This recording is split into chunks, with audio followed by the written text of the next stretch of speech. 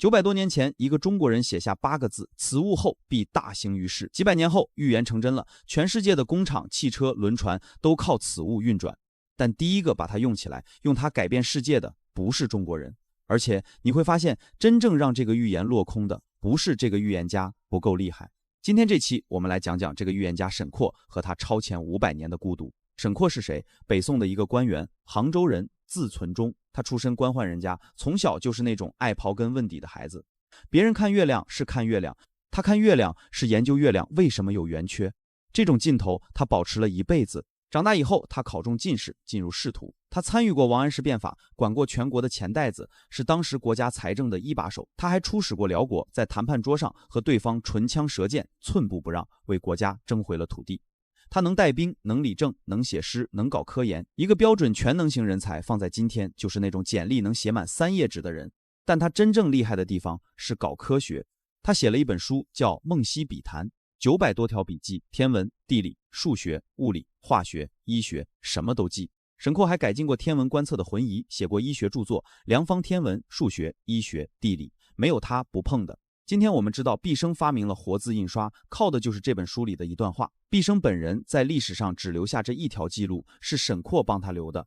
你可以这么理解，沈括相当于毕升的出版编辑，毕升的发明能传下来，全靠沈括记了那一笔。毕升的活字印刷是怎么做的？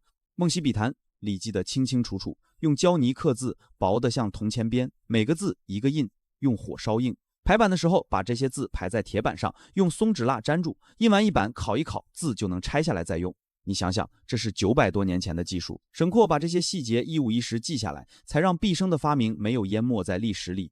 英国有个研究中国科技史的学者叫李约瑟，他花了几十年研究中国科技史，最后他给这本书一个评价，它是中国科学史上的坐标。这本书到底有多超前？举几个例子。先说石油，石油这个词就是沈括发明的。他在陕西延州一带做官的时候，看到地上冒黑油，当地人拿羽毛沾着点灯，他记下来，起了个名字叫石油。石油在当时还有个名字叫17，也有人叫猛火油。更早的年代也有人拿石油打过仗。他还专门写了一篇笔记，原文是这么说的：夫延境内有石油，就说高奴县出之水即此也。生于水际，沙石与泉水相杂，往往而出。土人以雉尾易之，乃采入否中。颇似纯漆，燃之如麻，但烟甚浓，所沾卧木皆黑。这几句话翻译过来就是：延州一带地上冒黑油，当地人拿野鸡毛沾着采回来，装进罐子里，这东西点起来像麻杆一样烧，但烟特别浓，熏得帐篷都黑。沈括还发现这烟的烟灰能做墨，做出来比松烟墨还黑还亮，于是他把这种墨起名叫延川石液。他在笔记最后写了一句：此物后必大行于世。什么叫大行于世？就是满世界都是他。900年前他就看见了石油的未来。你可能会问，石油这么厉害，为什么欧洲人几百年后才用起来？因为欧洲人也是摸着石头过河，他们先烧精油，再烧煤油，最后才轮到石油。而沈括900年前就写下了预言。预言家最孤独的地方在于，他看见的未来别人看不见。再说指南针，我们今天用的指南针其实早就被发现有一个怪毛病，它指的不是正南，是微微偏东。这个现象叫磁偏角。谁先发现的？沈括。他在《梦溪笔谈》里写指南针常微偏东，不全南也。欧洲人什么时候才注意到这个现象？哥伦布1492年横渡大西洋的时候，发现罗盘有点不对头，这才注意到磁偏角，比沈括晚了400年。哥伦布把这件事记下来，带回欧洲，从此写进欧洲的航海手册。而且你要知道，哥伦布是靠航海吃饭的人，罗盘偏一度，船就可能偏出几十公里。欧洲人重视磁偏角，是因为航海要用它，而沈括记下磁偏角纯粹是好奇，他好奇了，记下了，然后就没有然后了。磁偏角这个东西，现在看是常识，900年前可是天大的发现。你想想，全世界的人都以为指南针指的就是正南，突然有一个人告诉你不对，它偏了。就这一个不对，需要多大的观察力和勇气？再说历法，我们现在用的公历1年12个月按节气走。沈括在900年前设计过一种类似的历法，叫12期历，也是12个月按节气排。这套历法沈括写进了书里，但也就停在了书里。当时的历法由朝廷统一颁布，民间不能私改。沈括的12期历没人推行，就这么躺了几百年。12期历有个好处，每年节气固定，种地好安排。可惜他还是输给了规矩2个字。他还算出了弓形弧长的近似公式，叫会圆数。他还会算堆垛的个数，叫细基数。这些数学成果，欧洲人几百年后才系统做出来。一个宋朝人，一个人超前了世界500年。你看，一个人超前世界500年，牛不牛？但问题来了，这么超前，为什么最后没用？先别急，我们看看他的石油后来派上了什么用场。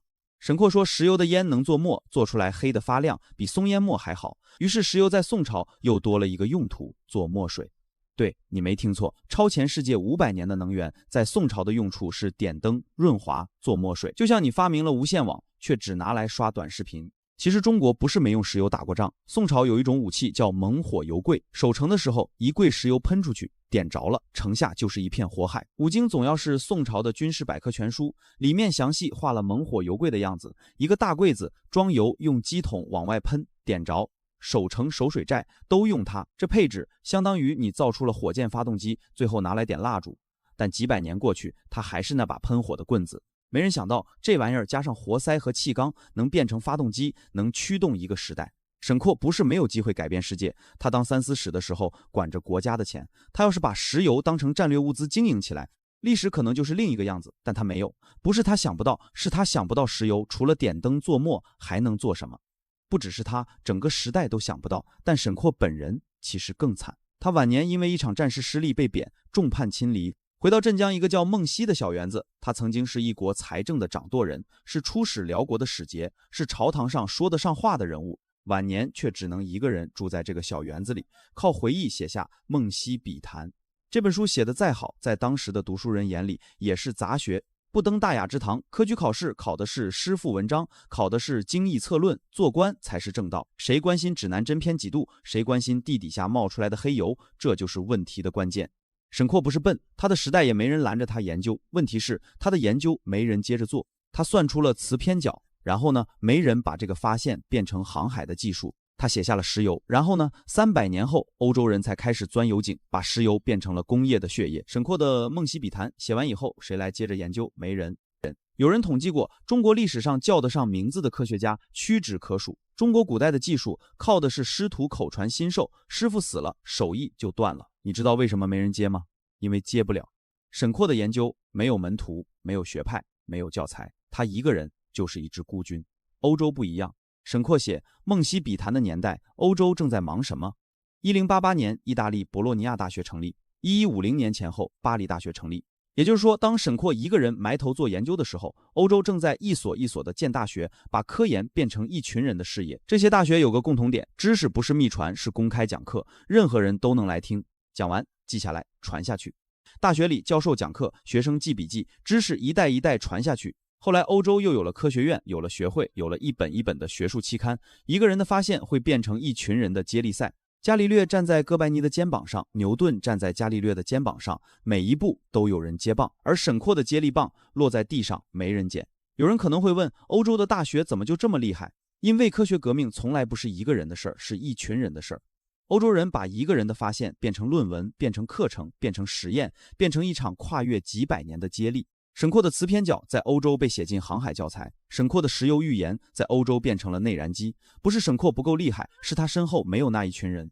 讲到这里，我想问你一个问题，这个问题几百年后的欧洲人也在问，他们管它叫里约瑟难题。沈括领先世界500年，最后却没改变他的时代。你觉得是输在他不够厉害，还是输在没人接力？评论区告诉我你的答案。答案是后者。一个天才再超前，也只是一颗种子，种子要长成森林，需要土壤。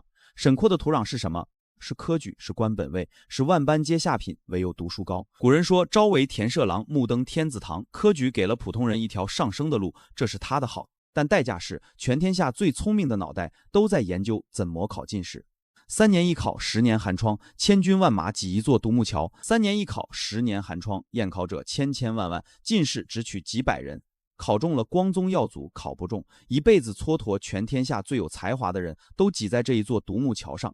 最有脑子的人都被安排去考功名了，科学只是少数官员业余时间的消遣，没有系统，没有传承，没有一代接一代的接力，再超前的发现也只能停在书里。沈括自己也逃不开这套规则，他一生最大的愿望还是做官立功报国科研。只是他下班以后的爱好，你让他选当宰相还是当科学家，他一定会选当宰相，因为在那时代科学家根本不是一个职业，放到今天也一样。你知道很多道理，为什么还是过不好这一生？因为知道和做到之间隔着一整套系统。多少实验室里躺着领先世界的论文，超前一步的技术，然后呢，没有变成产品，没有变成生意，最后被国外的公司拿去，反过来赚我们的钱。什么叫最后1公里？就是有人把你的论文变成公路上跑的汽车。我们把这种现象起了个名字，叫纸面上的创新。论文很漂亮，专利很厚实，但变不成产品，变不成税收，变不成你手里开的那辆车。你身边有没有这样的人？论文发了一堆，专利拿了一堆，最后项目停了，团队散了，东西躺在抽屉里。几年后，国外一家公司拿着差不多的技术上市了。一项技术从实验室到量产，要过中试，要过工艺，要过市场，每过一个坎，就有一批人放弃，放弃的人多了，领先就变成了落后。当年的石油是这样，今天的很多东西还是这样，放到公司出海也是这个道理。你是去抢市场，还是去发名片？发名片的队伍再大也留不下根据地。其实沈括没有走远，今天每一个说我有想法但没人支持的人都是沈括，每一个在体制里做研究成果却发不出去的人都是沈括。沈括不是一个人，是一种处境。有人可能会问，沈括要是在欧洲会怎么样？在欧洲他会进大学，会有学生，会有人把他的书翻译成各种文字，会有一代人站在他的肩膀上。可在中国，他只能把这一切写进一本没人接着读的书。也有人会问，这跟郑和下西洋是不是一回事儿？是900年前沈括的笔记超前世界500年，停在书架；300多年后，郑和的舰队跑遍半个地球，也停在港口。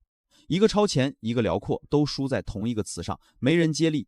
不是中国人不聪明，是聪明人都在考场。我们总说中国近代落后了，其实落后不是从1840年开始的，是从没人接力开始的，是从沈括的接力棒掉在地上没人捡开始的，一环一环的断掉的。沈括的悲剧不是他一个人能解的，他需要一座大学，需要一群学者，需要一个把知识当事业的社会。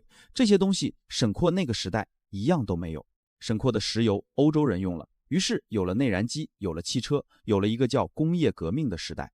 而沈括本人只留下一句话：此物后必大行于世。他预言对了，可惜用的人不是他。超前500年不算本事，用起来才算。天才的悲剧从来不是生不逢时，而是身后无人。一条链子断了一环，就断了100年。这条路从来不是一个人能走完的。开头我们说，这是超前500年的孤独。孤独的意思不是没人理解，是没人接力。理解他的人，后世有千千万万。可在他活住的时候，在他死后的几百年里，没有一个人捡起他的接力棒。历史没有如果，但历史有教训。教训就是天才很重要，但让天才的发现跑完最后1公里更重要。沈括走了900年，接力棒还躺在地上。下一个沈括出现的时候，希望有人已经准备好了接棒。900年前的一个黄昏，沈括在梦溪园写下最后一个字。他大概不知道自己写的这本书会被人叫成中国科学史上的坐标，他只知道他把自己看见的未来都写下来了，剩下的交给时间。你觉得如果当年有人接着沈括往下研究，中国的科技史会改写吗？评论区聊聊你的答案。如果你喜欢今天的故事，点赞收藏，也别忘了看看频道里其他缝合古今的故事。我是园丁小裁缝，带你缝合古今，裁剪真相。我们下期见。